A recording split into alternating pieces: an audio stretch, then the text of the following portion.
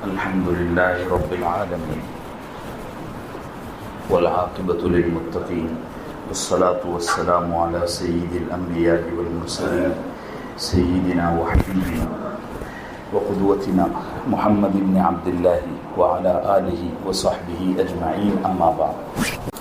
قال تعالى في كتابه المجيد: أعوذ بالله من الشيطان الرجيم بسم الله الرحمن الرحيم إنا فتحنا لك فتحا مبينا ليغفر لك الله ما تقدم من ذنبك وما تأخر ويتم نعمته عليك ويهديك صراطا مستقيما وينصرك الله نصرا عزيزا. صدق اللہ العظیم. معزز حاضرین گرامی قدر، سیرت رسول علی صاحبہ الصلاۃ والسلام کا ایک بڑا حصہ آپ حضرات کے سامنے بیان کیا جا چکا ہے، اور اس وقت ہم اگر یہ کہا جائے کہ سیرت کے تیسرے حصے میں داخل ہو چکے ہیں تو کوئی بات بالکل صحیح ہوگی. میں اس تفصیل کو عرض کرنے سے پہلے دو تین چیزیں ذہن نشین کروا دیتا ہوں. صلح، صاد، لام اور ہے بڑی ہا، حلوے والی ہا. صلح کہتے ہیں دو ایسے گروپ جن میں کوئی نزاع ہو گیا ہو، کوئی بڑا اختلاف ہو گیا ہو، اس اختلاف کو ختم کرنے کے لیے کچھ شرطوں پر، کچھ کنڈیشنز پر ایگریمنٹ سائن ہو جانا، اس کو صلح کہتے ہیں. ٹھیک ہے. ایک اور لفظ بیچ میں آئے گا، ہدی، ہا دال یا ہدی. ہدی کہتے ہیں ایسا جانور جس کو حاجی اپنے گھر سے مکہ مکرمہ لے جاتا ہے قربانی دینے کے لیے، اس کو عربی میں ہدی کہتے ہیں. ہدی کے جانور کا ایک دستور ہوتا ہے. اب تو یہ ہے کہ وہاں خود اتنی فراوانی ہوتی ہے کہ یہاں سے کوئی جانور لے جاتا نہیں اور لے جا سکتا بھی نہیں. پتہ نہیں وہاں کے لوگ اس کا اہتمام کرتے ہیں یا نہیں کرتے. اب تو یہ ہوتا ہے کہ فون پر الحمدللہ قربانی ہو جاتی ہے. پہلے یہ ہوتا تھا کہ مکے سے بلکہ پورے سعودی عرب سے جو حجاج ہوتے تھے وہ اپنے گھر سے حج کے سامان کے ساتھ قربانی کا جانور بھی ساتھ لے جاتے تھے. اس کو کہتے ہیں ہدی کا جانور. اس کی ترتیب یہ ہوتی تھی کہ جانور کی کوہان پر نشتر لگایا جاتا تھا. جو اس کا جو کندھا ہوتا ہے نا، کوہان، اس پر نشتر لگایا جاتا تھا. اونٹ ہو، بھیڑ ہو، بیل ہو، گائے ہو، جو بھی قربانی کا جانور، اس پر نشتر لگایا جاتا تھا. اور اس سے جو خون نکلتا تھا وہ جانور کے خاص خاص حصے پر، جیسے پیشانی ہے، یہ کندھا ہے، وہاں وہ خون لگا دیا جاتا تھا. اور پھر اس جانور کے گلے میں ایک پٹا باندھ دیا جاتا تھا جس کو عربی میں قلادہ کہتے ہیں. اس کا مقصد یہ ہوتا تھا کہ بھئی ہم عمرے کے لیے یا حج کے لیے جا رہے ہیں، لڑنے جھگڑنے کے لیے نہیں جا رہے. جیسے انسان عمرے اور حج سے پہلے احرام باندھتا ہے، ایسے ہی جانور کا یہ ایک طرح کا سمجھو احرام تھا کہ اس کا کوہان چیرا جاتا، اس سے خون نکال کر اس کے بدن پر لگا دیا جاتا. جانور کی بھی ڈریسنگ ہو جاتی تھی بعد میں، جو اس زمانے میں نظام تھا، اور اس کے بعد پھر اس کو ایک پٹا باندھ دیا جاتا تھا. یہ دو لفظ آپ ذہن میں رکھنا. ٹھیک ہے. گزشتہ کل تک سیرت النبی کا جتنا کچھ حصہ بیان کیا گیا، یہ تقریباً تمام تر غزوات اور سریات کا منتہا ہے، اینڈ ہے. اس کے بعد بھی کچھ اہم واقعات ہوں گے، لیکن اب وہ نوعیت بالکل ختم ہو گئی جو پہلے تھی، کہ جنگ ہوتی تھی اور بڑے بڑے ٹکراؤ ہوتے تھے، کئی لوگ شہید ہوتے تھے. وہ ہوگا ابھی بھی، لیکن اب وہ لیول نہیں رہا. اللہ کا فضل ہے کہ اللہ جل جلالہ نے یہاں تک یعنی سن 6 ہجری تک اسلام اور مسلمانوں کو پورے حجاز میں، پورے سعودیہ میں اتنی تقویت دے دی اور اتنا مضبوط کر دیا تھا کہ اب مسلمان اس زمانے میں آئیڈیالوجیکلی تسلیم کیے جانے لگے تھے. اس سے پہلے یہ ہوتا تھا کہ مسلمان بے بس تھے، کعبے میں حرم میں نماز نہیں پڑھ سکتے تھے، حج کے لیے اور عمرے کے لیے جانا بند تھا.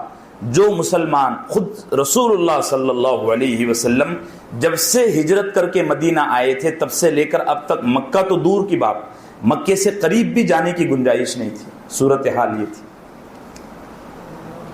اب آپ یہاں پہنچنے کے بعد میں یہ چیز ذہن نشین فرما لیجئے کہ اب مسلمانوں کو یہ محسوس ہونے لگا تھا کہ کسی نہ کسی دن اب ہمارے لیے یہ حکم بھی آئے گا کہ ہم بھی خانہ کعبہ کا طواف کریں گے. یہ عام مسلمان محسوس کرتے تھے، اور ممکن ہے سرکار دو عالم صلی اللہ علیہ وسلم کو بھی اس چیز کا شدت سے احساس ہوتا ہوگا. ایک دفعہ سرکار دو عالم صلی اللہ علیہ وسلم صبح صدر مسجد میں آئے اور آ کر صحابہ سے فرمایا کہ میں نے آج رات خواب میں دیکھا کہ میں تم لوگوں سمیت مکہ گیا ہوں، خانہ کعبہ کا طواف کیا، مجھے خانہ کعبہ کی چابی دی گئی، میں نے کھولا، اندر داخل ہوا اور طواف کرنے کے بعد عمرہ مکمل کیا. پھر ہم میں سے کچھ لوگوں نے سر منڈایا، کچھ نے حلق کروایا یعنی بال کتروائے. یہ چیز آپ سب کو پتا ہے کہ نبی کا خواب حجت اور دلیل ہوتا ہے اور اس پر عمل کرنا فرض یا واجب ہوتا ہے. جیسا کہ ابراہیم علیہ الصلوۃ والسلام کو خواب دکھا، ان پر قربانی کرنا واجب ہو گیا، تو انہوں نے جیسا خواب دیکھا ویسے ہی بیٹے کو ذبح کرنا شروع کر دیا. اب رسول اللہ صلی اللہ علیہ وسلم نے یہ خواب دیکھا اور صحابہ کو سنایا تو صحابہ بڑے خوش ہوئے کہ ہم تو اس کا کب سے انتظار کر رہے تھے کہ کب آپ حکم فرماتے ہیں اور ہم مکہ جانے کی تیاری کرتے ہیں. سرکار دو عالم صلی اللہ علیہ وسلم نے فرمایا جی تیاری کیجیے، ہم کو اب مکہ جانا ہے. چنانچہ اس اعلان کے دوسرے دن آپ نے حکم دیا کہ مدینے کے اطراف میں جو بستیاں ہیں چھوٹی چھوٹی، وہاں جا کر بھی اعلان کر دو کہ کل رسول اللہ صلی اللہ علیہ وسلم عمرے کے لیے جا رہے ہیں، جس کو ساتھ چلنا ہو وہ چلے. چنانچہ مدینہ منورہ کے اطراف میں بھی اعلان ہوا. ایک بڑی تعداد دیہاتی بدوی صحابہ کی مدینے میں آئی. کچھ لوگوں نے بڑی دیری بھی کی. سرکار نے زیادہ انتظار کیے بغیر حکم دیا کہ اب روانہ ہوتے ہیں. آپ نے اپنے ساتھ حضرت سیدتنا ام سلمہ رضی اللہ عنہا کو لیا، اور آپ کے ساتھ اس سفر میں قصوہ نامی اونٹنی تھی. آپ کے اونٹ اور جانور تھے، گھوڑے وغیرہ، کھچر، لیکن آپ نے اس سفر میں قصوہ نامی اونٹنی کو اپنے ساتھ لیا، اور ام سلمہ رضی اللہ عنہا سفر میں ساتھ تھی. اور اس سفر میں آپ نے کوئی ہتھیار نہیں لیا. اس زمانے میں جو معمول کا ہتھیار ہوتا تھا ایک تلوار، بس اتنا. نہ زرہ پہنی نہ خود لگائی، کیونکہ جنگ کرنے تو جا نہیں رہے تھے. صرف یہ تھا کہ ہم جائیں گے عمرہ کر کے واپس آ جائیں گے. اب یہ حضرات ظہر کے قریب قریب، بعض روایتوں میں ظہر کے بعد مدینہ منورہ سے روانہ ہوئے. آپ جب نکلے ہیں مدینہ سے تو آپ نے بنو خزاعہ کے ایک شخص سے کہا کہ تم ذرا جا کر قریش کی خبر لو کہ ہمارے اس سفر سے کہیں ان کو کوئی تکلیف تو نہیں ہے، کیونکہ وہ تو اب تک کعبۃ اللہ کے متولی تھے نا، ان کی پرمیشن کے بغیر حج اور عمرہ کرنا ممکن نہیں تھا. تو آپ نے حکم دیا، بنو خزاعہ کے ایک شخص کو بطور جاسوس بھیجا. وہ شخص بڑی تیز رفتاری سے گیا، اور جب سرکار دو عالم صلی اللہ علیہ وسلم ذوالحلیفہ، یہ جگہ آج بھی ہے، ہم مکہ مدینہ جاتے ہیں نا تو بیچ میں بورڈ آتے ہیں ذوالحلیفہ جب آپ پہنچے نا تو وہاں وہ جاسوس آیا اور آ کر کہا کہ یا رسول اللہ میں قریش تک تو نہیں پہنچ سکا، لیکن مکے سے پہلے ایک قبیلہ ہے بنی لوئی، وہ پورے کے پورے آپ کا راستہ روکنے کے لیے بیچ میں بیٹھے ہوئے ہیں، اور انہوں نے اپنے مردوں کو، اپنے نوجوان لڑکوں کو راستے میں رکایا ہوا ہے، اور ان کے بیوی بچے گاؤں میں ہیں۔ یعنی آپ بات سمجھ رہے ہیں کہ انہوں نے اپنے گھروں میں اپنے بیوی بچوں کو چھوڑ دیا اور خود مرد اور نوجوان بیچ راستے پر آ گئے۔ اس جاسوس نے یہ بھی اطلاع دی کہ یہ لوگ خود بھی وہاں پہنچے ہوئے ہیں، بنی لوئی کے لوگ، اور اس کے علاوہ اور لوگوں کو بھی جوڑ رہے ہیں، دعوت چلا رہے ہیں، بات چلا رہے ہیں۔ تو سرکار دو عالم صلی اللہ علیہ وسلم نے صحابہ سے مشورہ کیا کیا کرنا چاہیے، اور آپ نے فرمایا ہمارے پاس اس وقت دو آپشن ہیں۔ ایک تو یہ کہ ہم یہ جو لوگ ہمارا راستہ روکنے کے لیے بیٹھے ہوئے ہیں ان سے بھیڑنے کے بجائے ان کے گاؤں میں چلے جاتے ہیں اور ان کے عورتوں اور بچوں کو گرفتار کر لیتے ہیں۔ جب عورتیں اور بچے گرفتار ہوں گے تو یہ راستہ خود ہی خالی کر دیں گے، یہ گاؤں میں آئیں گے تو پھر ہم واپس مکہ چلے جائیں گے۔ ایک آپشن یہ ہے۔ دوسرا آپشن یہ ہے کہ ہم ان کے گاؤں پر حملہ اور اٹیک نہ کرتے ہوئے خود انہی لوگوں سے لڑ لیں جو راستے میں بیٹھے ہوئے ہیں۔ آپ لوگوں کی کیا رائے ہے؟ تو سیدنا ابو بکر صدیق رضی اللہ عنہ نے فرمایا یا رسول اللہ ہم لڑنے کے لیے نہیں آئے ہیں، ہم تو عمرے کی نیت سے نکلے ہیں، لیکن میری ایسی گزارش ہے کہ اگر راستے میں کوئی ہمارا راستہ روک رہا ہے تو ہم اس سے نمٹتے ہوئے آگے بڑھتے چلیں۔ حضرت ابو بکر صدیق نے رائے دی اور آپ کو رائے پسند آئی، آپ نے فرمایا ٹھیک ہے چلتے ہیں۔ اب سرکار دو عالم صلی اللہ علیہ وسلم چل رہے ہیں، آپ کے ساتھ تقریباً 1400 یا 1500 کے قریب صحابہ ہیں، دو روایتیں 1400 یا 1500۔ بعض لوگوں نے یہ کہا ہے کہ جب مدینے سے نکلے تھے تو 1400 تھے، ذوالحلیفہ پر جب پہنچے تو اور لوگوں نے جوائن کیا یہاں تک کہ ذوالحلیفہ پر 1500 ہو گئے، واللہ اعلم۔ اب سرکار دو عالم صلی اللہ علیہ وسلم روانہ ہوئے تو ادھر قریش کو ساری سب اطلاع مل گئی کہ وہ نکل گئے اور ذوالحلیفہ تک پہنچ گئے۔ تو قریش نے شورا بلائی، یعنی جلسہ کیا، مشورہ کیا اور کہا کہ بھئی کیا کرنا ہے، وہ تو اب عمرے کے لیے بڑے بھاری لاؤ لشکر کے ساتھ آ رہے ہیں، مقابلہ کریں گے تو بڑی کاٹ پٹ ہوگی۔ تو ان کی طرف سے یہ بات آئی کہ روکنا ضروری ہے کچھ بھی ہو جائے۔ تو قریش کے سرداروں نے یہ طے کیا کہ راستے میں ہم کچھ جنگجوؤں کو ان سے بھیڑا دیں، اور مشورے سے پھر یہ طے ہوا کہ 200 لوگوں کو خالد بن ولید کی کمانڈرشپ میں بھیجا جائے، اور قراء الغمیم، یہ لفظ تھوڑا ہارڈ، قراء الغمیم نام کی ایک جگہ ہے، وہ ایک بڑی پہاڑی ہے، اب تو میرا خیال ہے نہیں ہوگی، میں نے 2-3 بار پوچھا بھی، تحقیق لگائی، لیکن قراء الغمیم کا اب کوئی آتا پتہ نہیں ہے۔ وہاں سے سڑکیں نکلتی ہے اور ایک بڑا بھاری برج ہے وہاں، ایسا لگتا ہے کہ یہ وہی جگہ ہوگی۔ تو انہوں نے کہا کہ جی ٹھیک ہے۔ خالد بن ولید جو اب تک مسلمان نہیں ہوئے تھے، وہ تو طائف کے بعد مسلمان ہوئے، طائف فتح ہوا تو خالد بن ولید مسلمان ہوئے۔ خالد بن ولید نے 200 بھاری جنگجوؤں کو سلیکٹ کر کے قراء الغمیم پر پڑاؤ ڈالا، اور کچھ کو تیر اندازی کے لیے بٹھا دیا اور کچھ کو آمنے سامنے لڑنے کے لیے طے کر دیا۔ سرکار دو عالم صلی اللہ علیہ وسلم جب قراء الغمیم کے قریب پہنچے نا، تو اچھا میں آپ کو یہ اس کا پورا وہ بھی بتا دوں، کیا کہیں گے، لوکیشن۔ قراء الغمیم کے بعد حدیبیہ، اور حدیبیہ کے بعد مکہ۔ حدیبیہ اینڈ ہے یوں سمجھو اس زمانے کے اعتبار سے، اب تو راستے بہت بدل گئے ہیں۔ تو سرکار دو عالم صلی اللہ علیہ وسلم نے فرمایا کہ یہ لوگ تو بالکل آمنے سامنے آ گئے، یعنی خالد بن ولید نے قراء الغمیم پر پڑاؤ ڈالا اور ادھر سے سرکار دو عالم صلی اللہ علیہ وسلم پہنچ گئے۔ روایتوں میں آتا ہے کہ یہ اتنا آمنا سامنا ہو گیا تھا کہ دونوں پارٹیاں ایک دوسرے کو دیکھ رہی تھی، ادھر سرکار دو عالم صلی اللہ علیہ وسلم اور ادھر خالد بن ولید کا لشکر ہے 200 لوگوں کا، وہ آمنے سامنے ایک دوسرے کو دیکھ رہے ہیں۔ تو ظہر کی نماز کا وقت ہوا تو سرکار دو عالم صلی اللہ علیہ وسلم نے نماز کا حکم دیا۔ جب نماز ادا کرنے کے لیے بیٹھے تو سب صحابہ رکوع میں گئے۔ خالد بن ولید اور ان کے ساتھی دیکھ رہے ہیں کہ یہ لوگ کیا کر رہے ہیں۔ رکوع میں جانے کے بعد پھر سجدے میں گئے۔ خالد بن ولید نے اپنے ساتھیوں سے کہا چلو ان پر حملہ کرتے ہیں، شاید یہ سو رہے ہیں۔ تو سجدے میں گئے، لیکن پھر اٹھ گئے، پھر سجدے میں گئے۔ خالد بن ولید نے اپنے ساتھیوں سے بہت کہا کہ ان پر اسی حال میں حملہ کر دو، یہ سارے کے سارے مارے جائیں گے اور ان کے لشکر میں گروپ میں بھگدڑ مچ جائے گی، پھر یہ مکہ آ نہیں سکیں گے، ہمت توڑ کے واپس چلے جائیں گے۔ لیکن ان کی ہمت نہیں ہوئی۔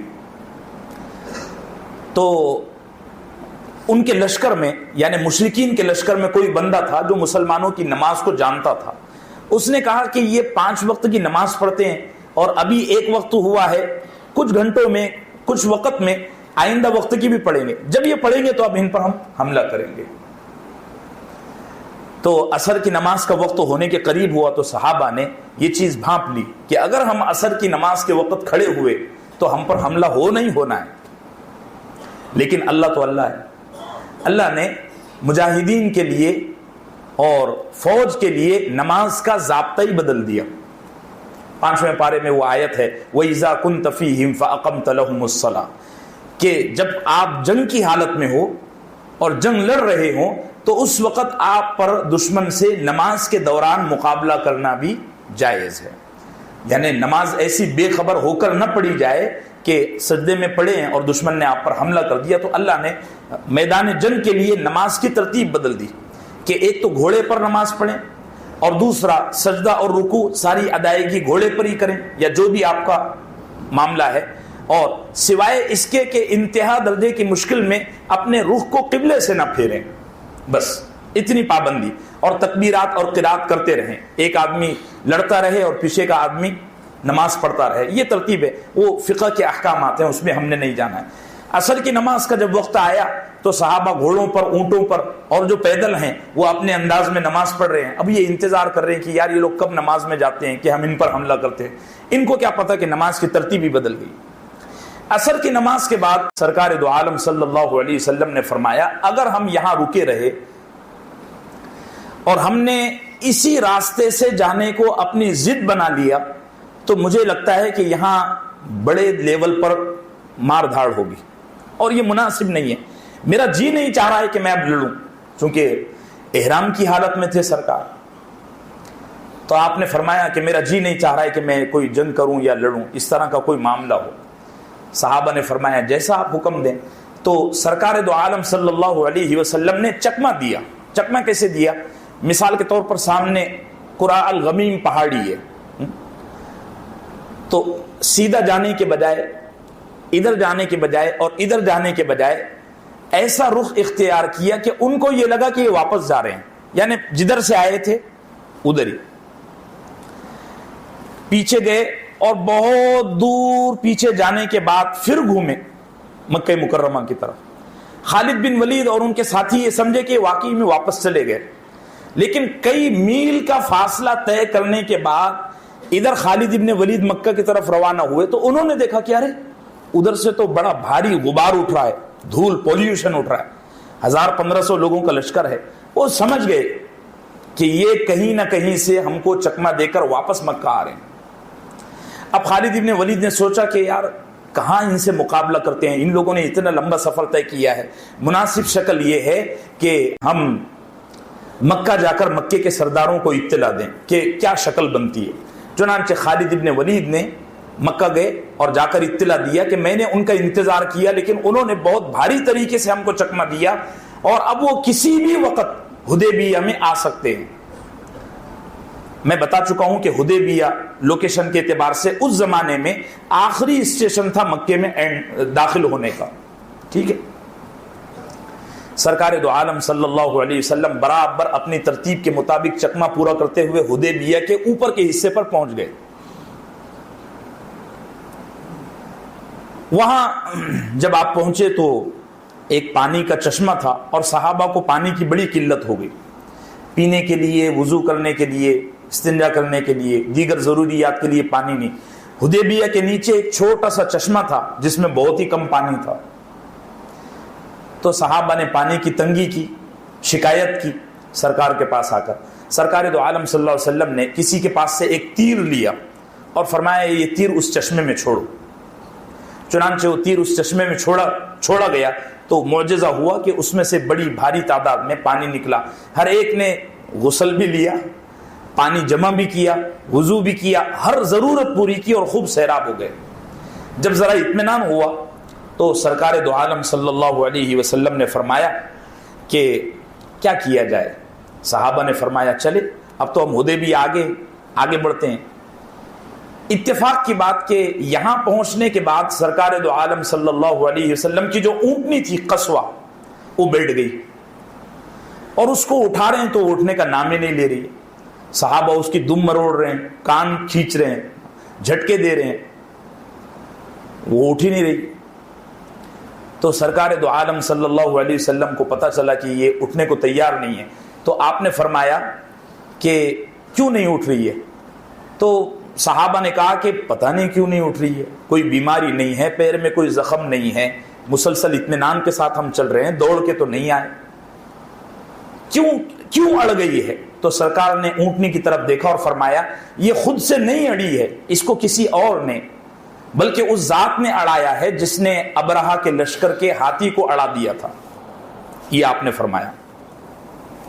تھوڑی دیر آپ نے اونٹنی کی طرف دیکھا اور ایک تقریر کی۔ تقریر کا انداز ایسا تھا جیسے ہم بچوں کو سمجھاتے ہیں نا، بالکل اسی انداز میں آپ نے فرمایا کہ قسم اس ذات کی جس کے قبضے میں میری جان ہے، میں اس ارادے سے نہیں نکلا کہ مکہ جا کر اللہ کے گھر کی عظمت کو پامال کروں، میں تو اس کی عظمت کے ڈنکے بجانے کی نیت سے نکلا ہوں۔ اس طرح آپ نے تقریر کی اور پھر اونٹنی کو سخت ڈانٹ لگائی۔ جب ڈانٹ لگائی تو لہجے میں ذرا تیزی آ گئی، جیسے ڈانٹتے ہیں نا، چیخا آپ نے، تو اونٹنی ہڑبڑا کر اٹھی۔ سرکار دو عالم صلی اللہ علیہ وسلم اس پر سوار ہوئے اور اب لشکر چلنے لگا۔ حدیبیہ کے اوپر کے حصے پر تھے، جب گھاٹی میں نیچے اترے نا تو ایک شخص ہے بدیل ابن ورقہ، یہ اپنے قبیلے کے چند افراد کے ساتھ سرکار دو عالم صلی اللہ علیہ وسلم کی خدمت میں آیا۔ یہ بنو خزاعہ کا سردار تھا، اور بنو خزاعہ کے بارے میں شاید میں نے سیرت کے گفتگو کے درمیان بتایا ہو کہ یہ ایسا قبیلہ تھا مشرکین کا جو مسلمانوں سے تھوڑی ہمدردی رکھتا تھا، اس زمانے کے اعتبار سے یوں کہہ لو کہ تھوڑا سیکولر تھا۔ سرکار کے پاس آئے اور آ کر کہنے لگے کہ محمد آپ کا کیا ارادہ ہے؟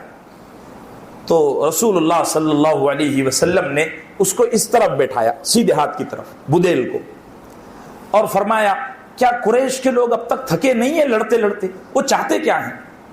جب ان کو یہ بات پتہ چل گئی ہے کہ میں لڑنے کے ارادے سے نہیں آیا، یہ دیکھو میرے پاس ہتھیار نہیں ہے، میرے پاس خودی کا جانور ہے اور میں احرام کی حالت میں ہوں، کوئی ہتھیار نہیں، جو تلوار میں لگا کے آیا ہوں یہ تو نارمل ہے، معمول کی چیز ہے، ان کو جا کر سمجھاؤ کہ وہ لڑنا بھیڑنا بند کریں۔ کیا ان کو یاد نہیں ہے کہ ان کے کتنے بڑے بڑے سردار لڑتے لڑتے مر گئے؟ وہ چاہتے کیا ہیں؟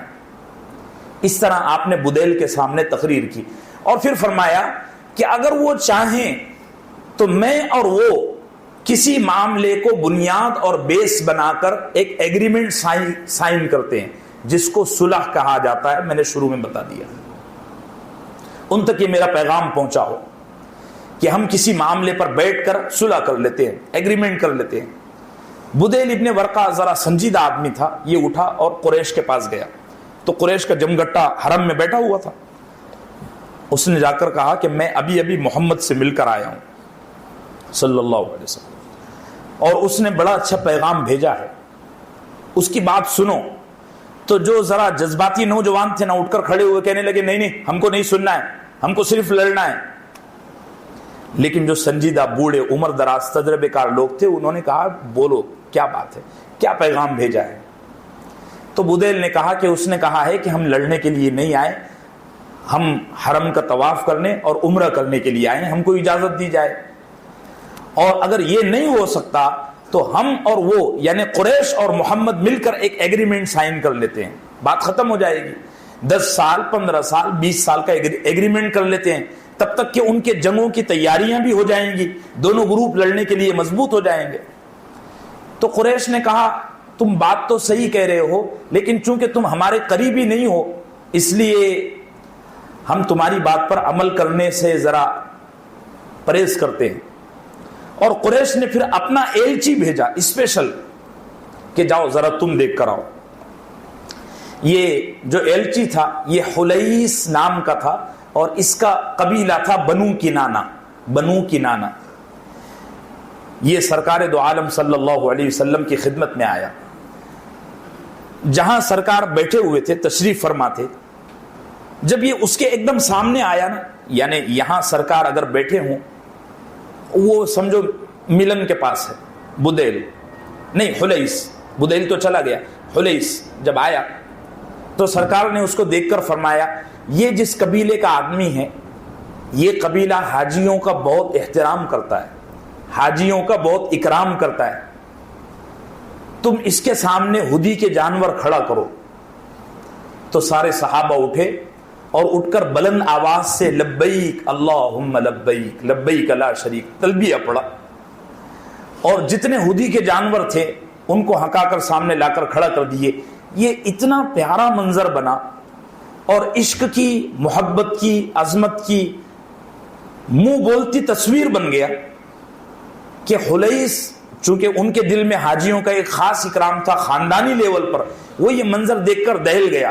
برجستہ اس کی زبان سے نکلا سبحان اللہ, کیا منظر ہے, میں نے تو اپنی زندگی میں حاجیوں کا ایسا قافلہ کبھی نہیں دیکھا.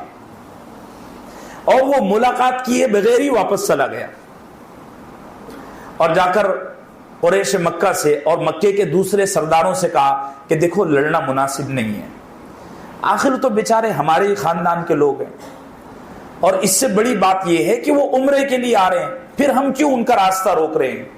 تو قریش کے کسی سرفرے نے کہا کہ نہیں وہ یہاں آئیں گے تو اپنے طریقے کے مطابق عبادت کریں گے اور یہ اس طرح کی بحثہ بحثی ہوئی.